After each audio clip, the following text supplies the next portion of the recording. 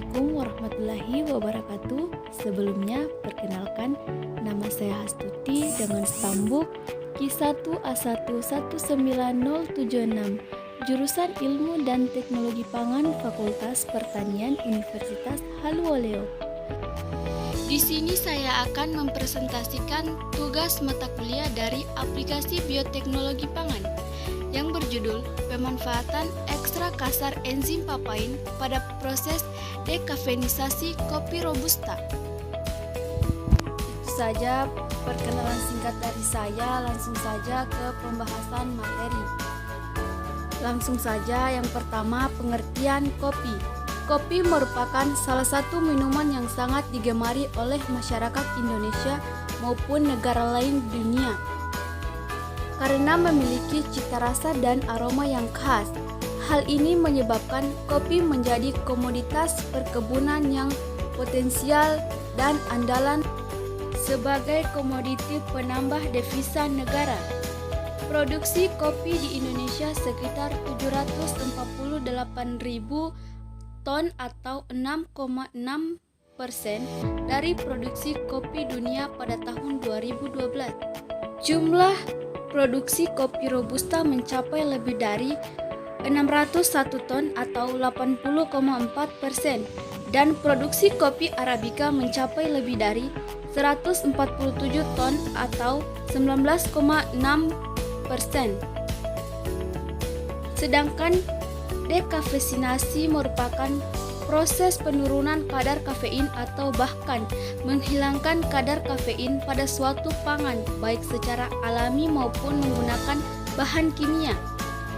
Dekafeinasi dengan melakukan fermentasi menggunakan buah nanas, di mana kadar kafein menurun dari 2,27% menjadi 1,15% dengan lama fermentasi terbaik yaitu 36 jam. Hasil ini menunjukkan bahwa enzim bromelin yang terdapat pada nanas mampu menurunkan kadar kafein. Kadar kafein yang terkandung dalam kopi diharapkan dapat diturunkan dengan menggunakan enzim papain. Papain merupakan salah satu jenis enzim hidrolase yang bersifat proteolytik. Papain tergolong ke dalam endopeptidase, di mana papain dapat menghidrolisis protein pada tempat-tempat tertentu dalam molekul protein.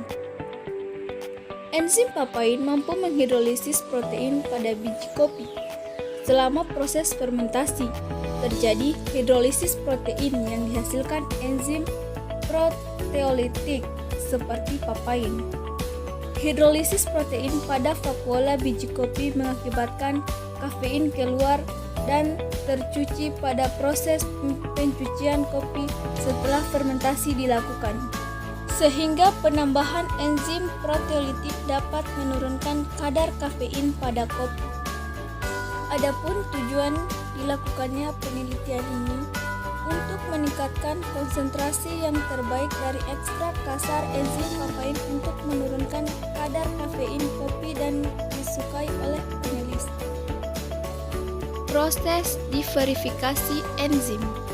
Ekstrak kasar enzim papain dengan konsentrasi 1, 3, 5, dan 7% B/B dicampurkan pada biji kopi dan ditambahkan 100 ml air agar ekstrak kasar enzim papain merata dan difermentasi selama 36 jam. Biji kopi fermentasi papain selanjutnya dicuci, disaring, dan dikeringkan dengan panas matahari kurang lebih 2-3 jam. Biji kopi fermentasi yang kering disangrai selama 25 menit dan didinginkan sejenak untuk mendapatkan cita rasa dan aroma yang baik. Seperti yang kita lihat bersama, di sini terdapat diagram alir proses diverifikasi kopi Robusta, di mana proses diverifikasi kopi Robusta yang ada pada diagram alir ini, seperti inilah cara pembuatan atau diverifikasi kopi Robusta. Di sini juga terdapat tabel rata-rata kadar kafein kopi bubuk, di mana tiap perlakuan penambahan ekstra kasar enzim papainnya berbeda-beda.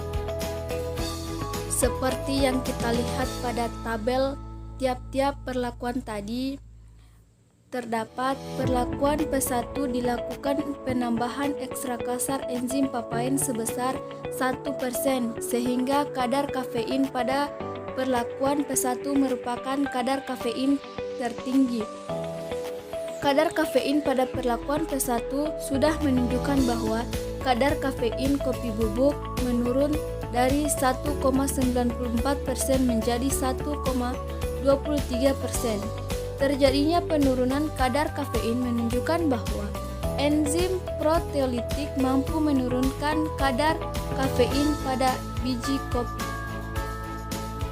Selanjutnya, biji kopi yang difermentasi dengan ekstra kasar enzim papain P2, P3, dan P4 mengalami penurunan kadar kafein.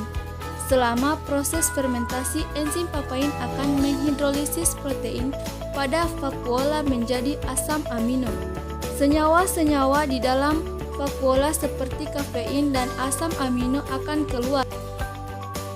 Hal ini disebabkan terjadi kerusakan pada penambahan sel dan vakuola akibat aktivitas dari enzim proteolitik. Penurunan kafein ini terjadi setelah dilakukan pencucian biji kopi setelah proses fermentasi, sehingga sebagian kafein pada kopi menghilang pada proses pencucian tersebut. Baiklah, berdasarkan apa yang ada dalam pembahasan tadi, maka saya akan menarik kesimpulan bahwa aktivitas enzim proteolitik yang dihasilkan sebesar 375,94 mcu per gram. Selanjutnya, pada pengamatan papain terhadap kadar kafein kopi yang memahami syarat mutu SNI yang bernomor 013542/2004 dihasilkan oleh perlakuan P2 pada penambahan ekstra kasar enzim 3% dengan kadar kafein yaitu sebesar 1,02%, kadar air 5,54%, dan kadar abu 4,95%. Namun penilaian sensori terbaik dan memiliki tingkat kesukaan panelis yang tertinggi serta disukai oleh panelis yaitu pada perlakuan P4. Baiklah, itu saja yang dapat saya sampaikan pada kesempatan kali ini. Lebih dan kurangnya saya mohon maaf, dan semoga yang saya sampaikan dapat bermanfaat dan dapat menjadi pembelajaran bagi kita semua. Terima kasih. Akhir kata, billahi taufiq wal hidayah. Wassalamualaikum warahmatullahi wabarakatuh.